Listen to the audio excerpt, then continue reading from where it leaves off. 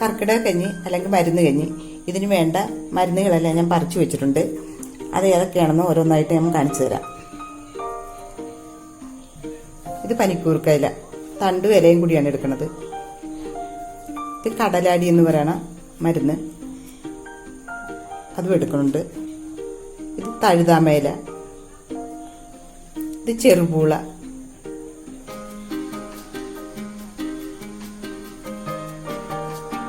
ഇത് ഒരു ചെവിയൻ എന്ന് പറയണ ചെടിയുടെ മരുന്നാണ്.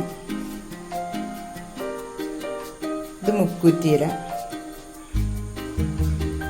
തുളസിയില, ഇത് നമ്മുടെ പറമ്പിലേക്കുള്ള നിലമ്പാല എന്ന് പറയണത്. തൊട്ടാവാടിയില, ഇലയും തണ്ടും വേരും എല്ലാം കൂടെയാണ്.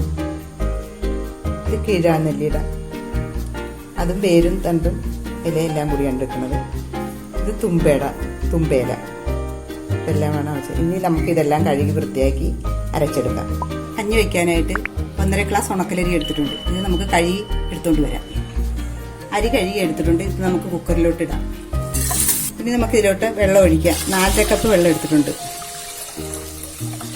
കുക്കർ അടച്ച് 2 വിസിൽ വന്നവരെ വെയിറ്റ് ചെയ്യാം. പറിച്ചെടുത്ത ഇലകളെല്ലാം നമ്മൾ കഴുകി വൃത്തിയാക്കി മിക്സിയുടെ ജാറിലോട്ട് ആക്കിയിട്ടുണ്ട്. ഇത് നമുക്ക് അരച്ചെടുത്ത് അരിച്ച് കഞ്ഞിയിലോട്ട് ഒഴിക്കാം. ഇലയെല്ലാം നമ്മൾ ഇതുപോലെ അടിച്ചെടുത്തിട്ടുണ്ട്. ഇത് അരിച്ചെടുത്തിട്ട് നമുക്ക് 1-2 കൂടി അരിച്ചെടുക്കാം. നമ്മുടെ പച്ചില മരുന്നെല്ലാം കൂടി അരിച്ച് എടുത്തിട്ടുണ്ട്. 3 പ്രാവശ്യം അരിച്ചെടുത്തിട്ടുണ്ട്.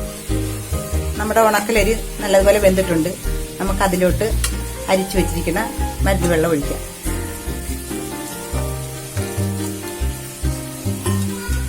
അതിലോട്ട് നമുക്ക് 1 സ്പൂൺ ആശാളിയം വെള്ളത്തിൽ കുതിർത്ത് വെച്ചിട്ടുണ്ട്. അത് ഒഴിച്ച് ഇളക്കിയെടുക്കാം.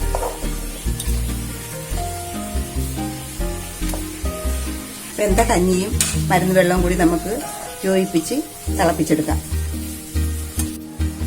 നമുക്കിനി ഇതിലോട്ട് 3-ാം പാൽ ഒഴിക്കാം. 2 മിനിറ്റ് കഴിയുമ്പോൾ 2-ാം പാൽ ഒഴിക്കാം.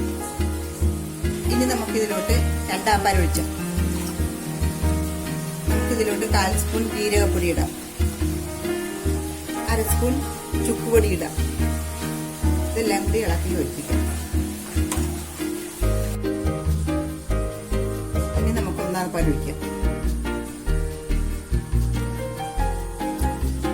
ഇത് ചൂടായിട്ട് നമുക്ക് ഇളക്കാം. ഇനി നമുക്കൊരു 1/2 സ്പൂൺ ഉപ്പ് കൂടി ഇട്ട് ഇളക്കി ഇറക്കാം. സ്റ്റവ് ഓഫ് ചെയ്യുക. ഇനി നമുക്കിത് വിളമ്പണ പാത്രത്തിലോട്ട് പകർത്താം. നമ്മുടെ മരുന്ന് കഞ്ഞി റെഡി ആയിട്ടുണ്ട്. ഇതെല്ലാവരും ചെയ്തു നോക്കുക. അഭിപ്രായം പറയുക. വീട്ടു രുചികളുമായി നമുക്ക് വീണ്ടും കാണാം. നന്ദി, നമസ്കാരം.